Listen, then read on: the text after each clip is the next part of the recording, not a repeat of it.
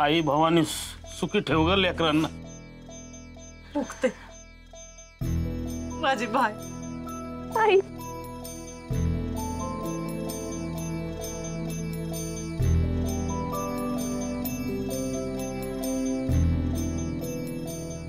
काळजी घे. वय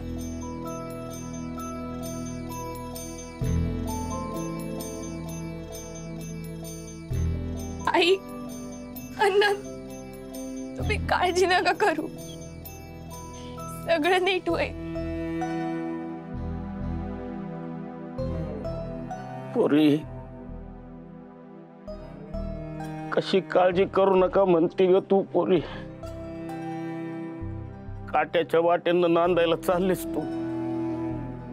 तिथं तुझ्या स्वागताला असतील न फुलं न ढोल, असतील फक्त जळजळत्या नजरा आणि शब्दांच्या ठिणग्या. नुसत्या विचारानच काळीच चिरल्यागत होतंय माझं पोरी. अण्णा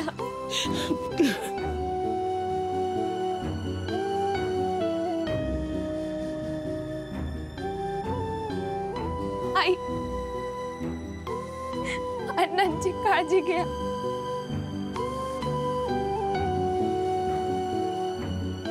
अण्णा मी तुम्हाला वचन देतो, मुक्ताच्या केसाला पण धक्का लागू देणार नाही. तुम्ही आई वडिलांनी तिची जशी काळजी घेतली आहे ना, मी सुद्धा तिची तशीच काळजी घेईन. आणि एक दिवस नक्की येईल जेव्हा मुक्तावर फुलांची उधळण होईल.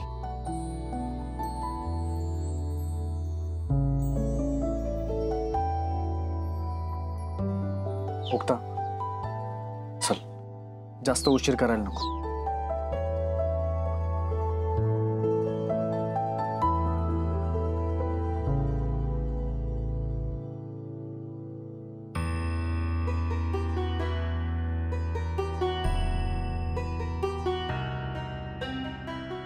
आई जगदंबेचा आशीर्वाद सदैव तुझ्या पाठी राहील. सुखी राहा मुली.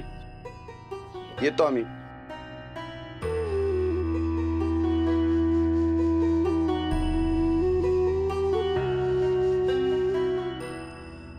मुक्ता चल.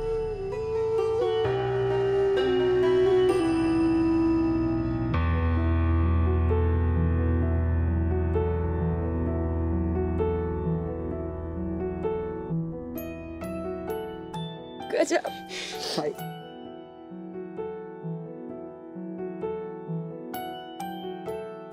मुक्ता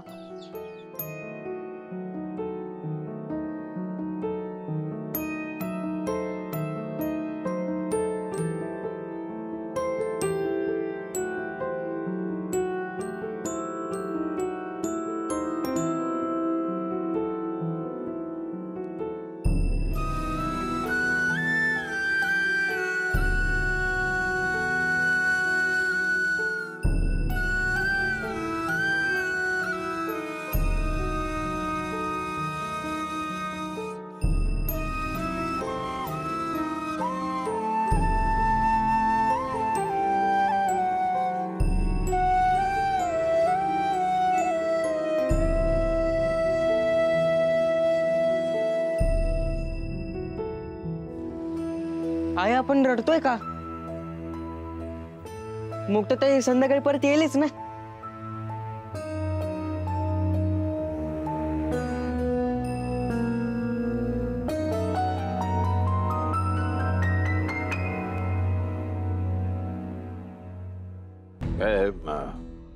माझं फक्त एवढंच म्हणणं आहे की माणुसकी जपली पाहिजे. निवडणुका काय येतात जातात, नाती जपली पाहिजेत. मग आम्हाला सांगा की सारंग आणि मुक्तांचं एकमेकांचं प्रेम आहे का? एक मिनिट. हे बघा, आता आम्हाला घरी जायचंय आणि यांच्या स्वागताची तयारी करायची. आणि आम्ही वेगळी पत्रकार परिषद घेऊ, त्यावेळेला तुम्हाला नक्की बोलू. तो पाहिजे ते प्रश्न विचारा. ओके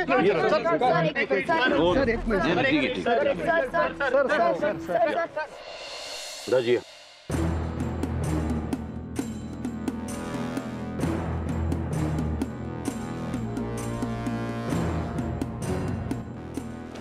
दाजी, ह्याला काय अर्थ आहे? आपण त्या मुक्ताला घरी यायची परवानगी देतोय?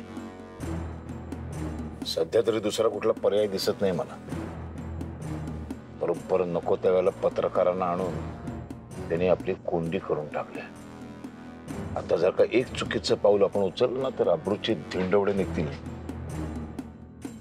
राजकीय संन्यास घ्यावा लागेल, त्यास पडतोच मुलीमुळं. पण दादा कसं करायचं आता मग? सध्या तरी प्रतिष्ठा जपण्यापलीकडे आपल्याकडे दुसरा पर्याय नाहीये.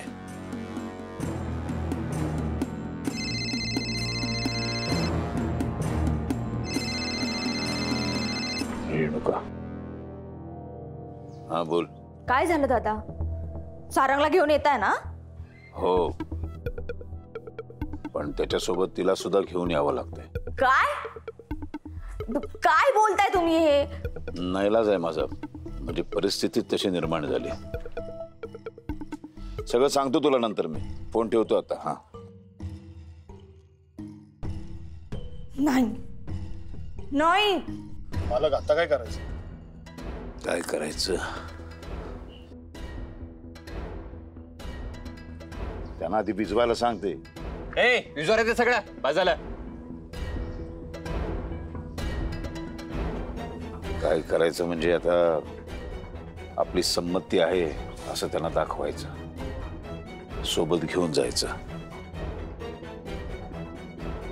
आणि योग्य वेळ ठिकाण बघू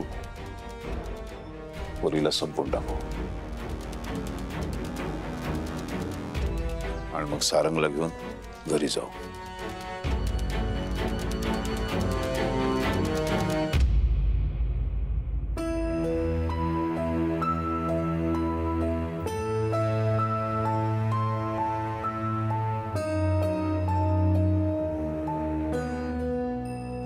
पप्या, वेलकम रे, वेलकम वेलकम. कसं आहेस? बरं आहेस ना? हा, पाय बरा होतोय हळूहळू. भावा, अरे शेवटी तू करून दाखवलं. आज मी लई खुश आहे. लई म्हणजे लई खुश आहे, म्हणजे सांगू शकत नाही एवढा खुश आहे. हो हो हो. अरे तुला आनंद नाही होणार तर कोणाला होणार? पण आता पटकन बसून निघूया. हा हा, लय बेकार स्पीड पकडावा लागणार आहे. चला बसा बसा. चल चल, मी मदत करतो. हा.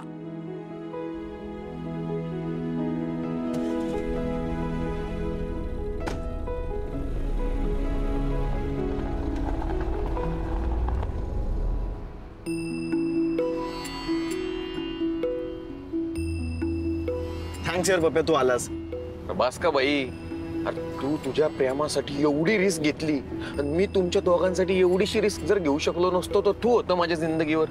आता मी तुम्हाला सुखरूप घरापर्यंत पोहोचवल्याशिवाय घरीच जात नसतोय. पण तुम्ही तर म्हणाला होता मोठ्या मालकांच्या गाडीतून जाणार होतो ना?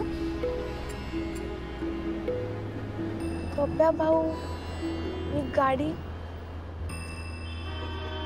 तुला खरोखर असं वाटलं का? हे बघ मुक्ता, मला तरी त्यांच्यावर विश्वासच बसत नव्हता.